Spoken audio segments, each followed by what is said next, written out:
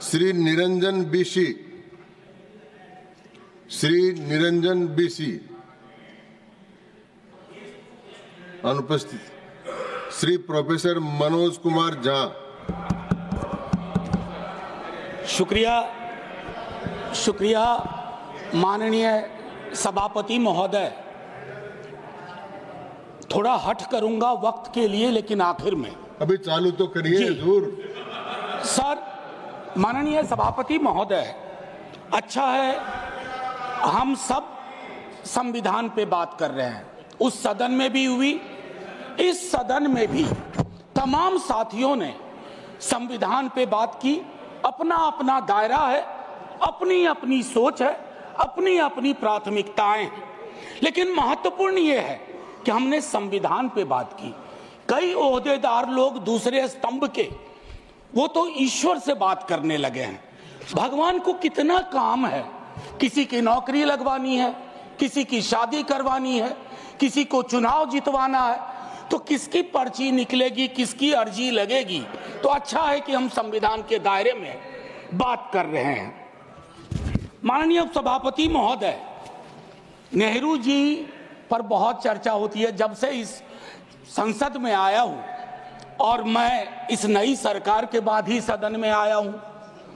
बचपन में सोचा करता था पार्लियामेंट पहुंचूंगा, लेकिन आज एक कन्फेशन करता हूं, हमेशा अपने को विपक्ष में देखता था, तो विपक्ष में ही हूं।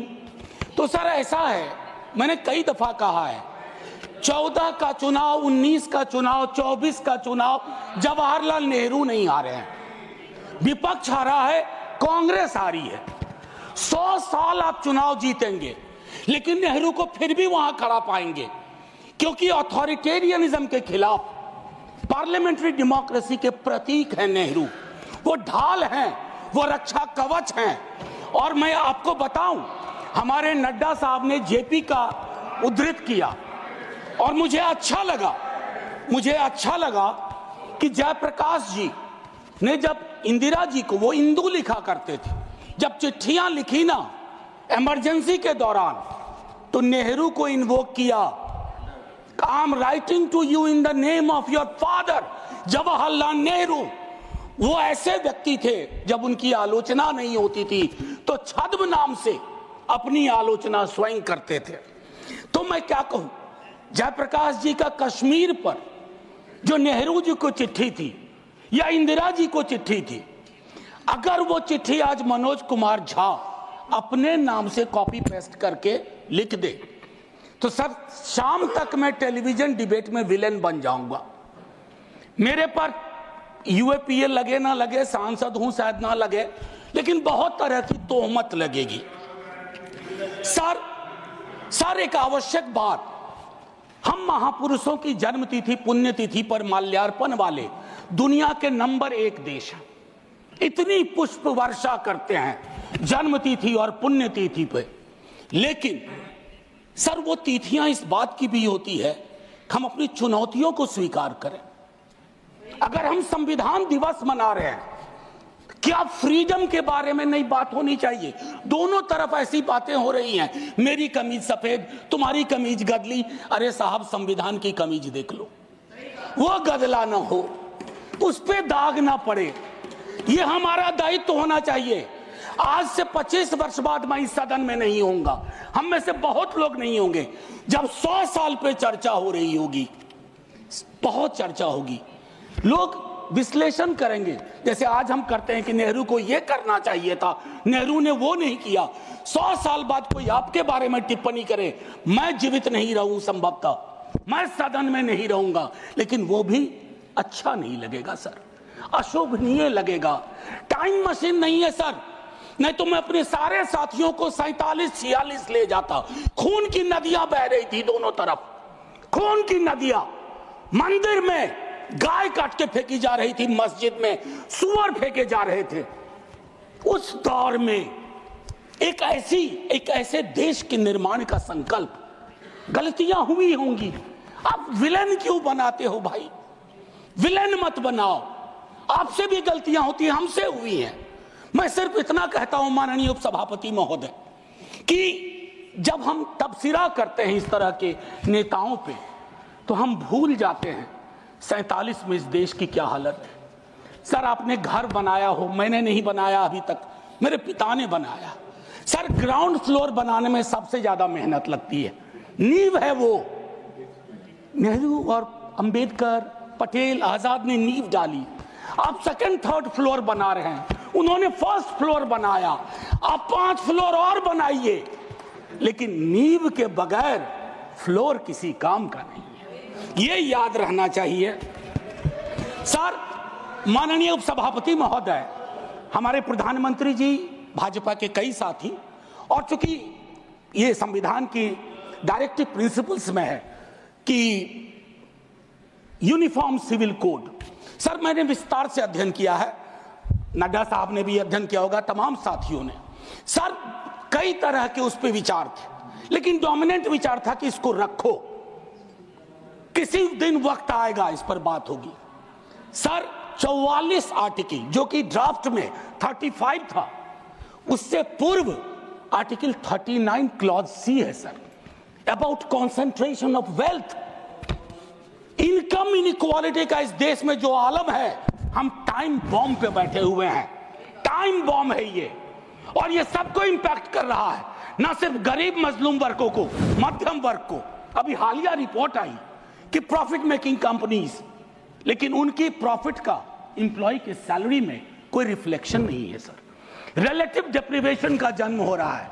44 तक पहुंचिए यूनिफॉर्म सिविल कोड तक, लेकिन रास्ते में एक मील का पत्थर है आर्टिकल 39 सी, वहां रुकिए, ठहरिए, सोचिए कि इसको, क्योंकि अंबेडकर साहब को आप कोट कर रहे थे सोशलिज्म के बारे में कि वो कहते थे कि वो तो रचा बसा है, सेक्युलरिज्म रचा बसा, मानता हूं, लेकिन उन्होंने नेशनलाइजेशन ऑफ लैंड और इंडस्ट्री की भी बात की थी।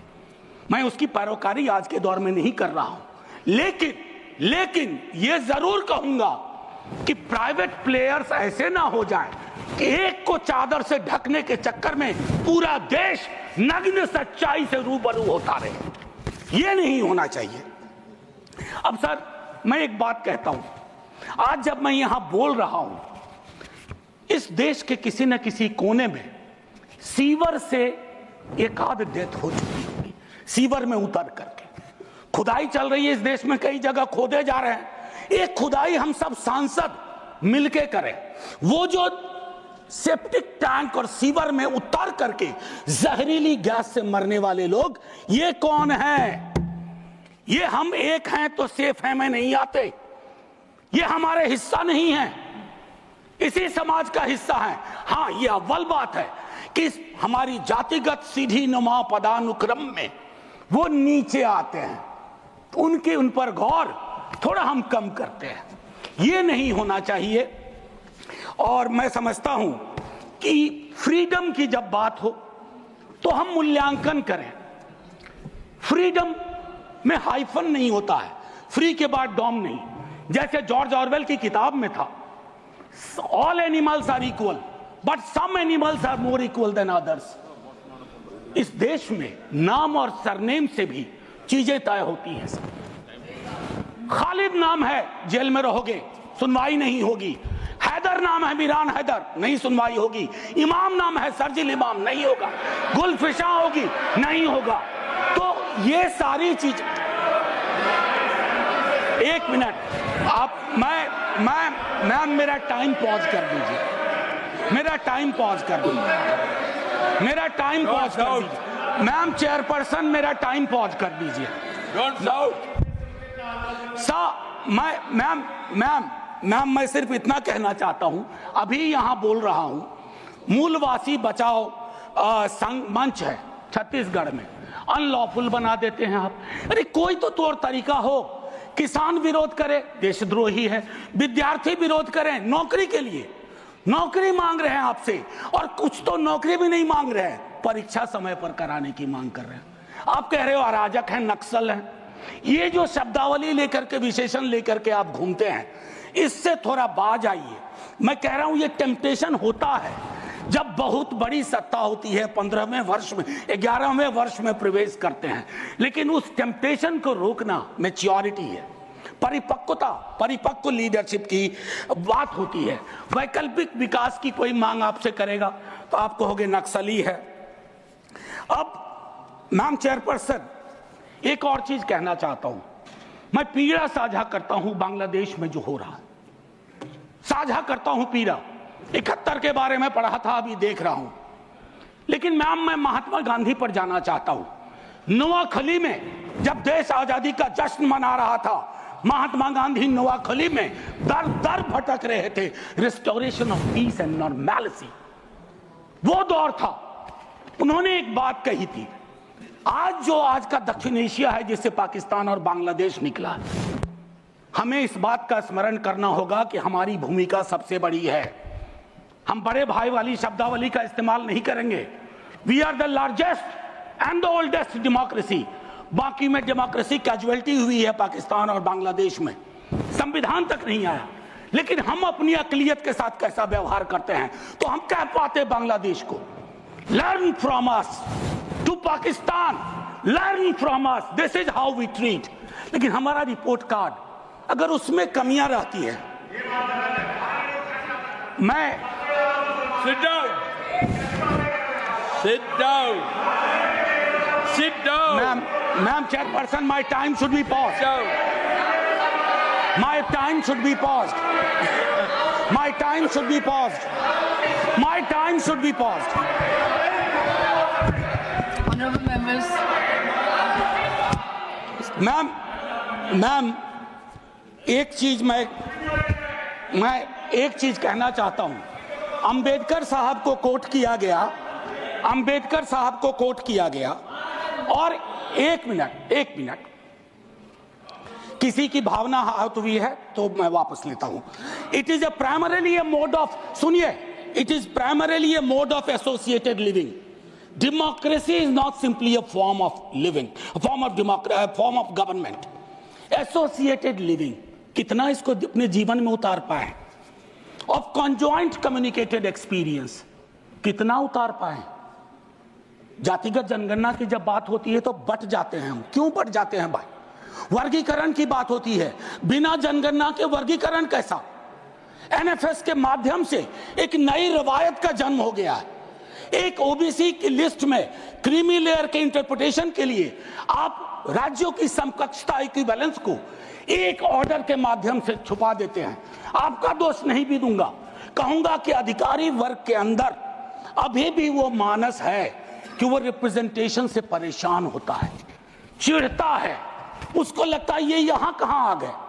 अभी बिहार में सर्वेक्षण हुआ, कई लोगों ने कहा हम तो इतने कम नहीं हो सकते। विजिबिलिटी और न्यूमेरिकल स्ट्रेंथ में फर्क होता है। विजिबल आप इसलिए अपने को समझते हैं ज्यादा कि आप न्यायालय में हैं, आप विद्यालय में हैं, आप सड़क पे हैं, आप चौक पे हैं, आप चौराहे में हैं, तो आपको लगता हम तो बहुत, हमें कम क्यों दिखाया गया? उसके इस रिश्ते को हम सबको समझना होगा। मैम चेयरपर्सन, और जो मैंने कहा conjoint experience and associated living. Together with that, I'll take you for a minute to what Jawaharlal ji said in the beginning of objective resolution. उन्होंने कहा, और मैं हिंदी में तर्जुमा करता हूं, कि आज जब मैं यहां खड़ा हूं तो 5000 साल का अतीत मेरे सामने खड़ा है। मैं अभिभूत भी हूं, लेकिन मेरी चिंताएं भी हैं। इन चिंताओं और अभिभूत होने के बीच किस तरह के राष्ट्र का हम निर्माण करेंगे इस संविधान सभा के माध्यम से, मैं इस चुनौती को स्वीकार करता हूं अपने साथियों के साथ। और then he mentioned oath of tennis court. मैंने इस सदन में एक दिन कहा था कि 1789 के रेवोल्यूशन के बाद जहां से लिबर्टी, इक्वालिटी, फ्रैटर्निटी आया, जवाहरलाल जी ने कहा तब के बादशाह ने वहां कमरे बंद करवा दिए कि कॉन्स्टिट्यूएंट असेंबली नहीं बैठ सकती है। एक कमरे से दूसरा कमरा, दूसरे कमरे से बरामदा, और आखिर में टेनिस कोर्ट में पूरी की पूरी असेंबली बैठी और ओथ लिया। उसको कहते हैं ओथ ऑफ टेनिस कोर्ट। उन्होंने क्यों यह उदाहरण दिया कि हमारी डेमोक्रेसी में भी कभी इस तरह के चैलेंज आ जाए तो संसद इमारत की मोहताज नहीं होगी। संसदीय लोकतंत्र इमारत की मोहताज नहीं होगी, वो इबारत देखेगी। और इबारत और इमारत में फर्क है। मैम मैम आज मैंने कहा था हट करूंगा, 1.5 से 2 मिनट और चाहिए। अब मैंने कहा कि वन नेशन वन इलेक्शन की बात हो रही है, उस पर विस्तार से बोलूंगा जिस दिन अगर आया, अगर सिलेक्ट कमेटी को गया तो अलग बात है। लेकिन मैम इस देश में वन नेशन वन इलेक्शन था, नड्डा साहब ने कहा, मैं मानता हूं। कई दफा क्या होता है जब आप कोट करते हैं, हमारी यूनिवर्सिटी में कहते हैं कि सेमी कोलोन के बाद किसी को कोट मत करो, उसको हम लोग कहते हैं पुअर साइटेशन, कि किसी को कोट किया। जैसे आपको उदाहरण के लिए मैम 30 सेकंड में कि मार्क्स ने कहा religion is the opium for masses, ऐसा कभी नहीं कहा मार्क्स ने। वो सेमी कोलन के बाद का एक सेंटेंस था, उन्होंने ये कहा is the Sai of oppressed, लेकिन सेमी कोलन के बाद का उठा करके कहा रहे रिलीजन के तो खिलाफ थे कार्ल मार्क्स। तो उसी तरह से साइटेशन के साथ दिक्कत है। मैं सिर्फ इतना कहना चाहता हूं, वन नेशन की वो साइकिल टूटी थी, वन नेशन वन इलेक्शन की साइकिल 60s मिड 60s में टूटी। आज क्या गारंटी है, हम कैसे अगले चुनाव तक ले जाएंगे? Will it be a proxy governance? Then it won't it undermine the idea of will of the people? मैं समझता हूं कि इस पर विशद चर्चा हो और तभी जाकर के एक Kindly conclude. बस अभी तो 33 सेकंड लिया है, 1 मिनट और दे दीजिए। मैम चेयरपर्सन, तारतम्य तो थोड़ा टूट जाता है, फिर भी अपनी एक बात कह के खत्म करूंगा। बाबा साहब भीमराव अंबेडकर के बचपने का एक छोटा किस्सा। क्लासरूम में बैठे हुए थे सबसे पीछे, शिक्षक ने कहा चूंकि मैथमेटिक्स में बहुत अच्छे थे, आओ इसको हल करो। ज्यों ही वो बोर्ड की तरफ बढ़े, जितने कास्ट हिंदू अपर कास्ट के लोग थे वो दौड़ के बोर्ड के पास गए, क्योंकि बोर्ड के पीछे उनका टिफिन बॉक्स था। उनको लगा ये पोल्यूट हो जाएगा। मैम आज वो मान्यताएं नहीं हैं, लेकिन पोल्यूशन प्यूरिटी की नई मान्यताएं आ गई हैं, एक्सक्लूजन की नई मान्यताएं आ गई हैं। और आखिरी में ऑस्विज एक जगह थी पोलैंड में, जहां जिसको सिर्फ गैस चैम्बर से मत समझिए, ऑस्विज के बनने में सालों की नफरत और घृणा थी, जिसका अंजाम ना सिर्फ जर्मनी में भुगता गया, पूरी दुनिया ने। तो ये नफरत घृणा, इस पर लगाम लगे ना तो हर मोहल्ले में ऑस्विज होगा। और आखिर में मैम, मैं आज जद पे अगर हूं, निशाने पे, मैं आज जद पे अगर हूं तो बदगुमान न हो, चिराग सबके बुझेंगे, ऐसी हवा किसी की नहीं होती। शुक्रिया मैम, जय हिंद। श्री अब्दुल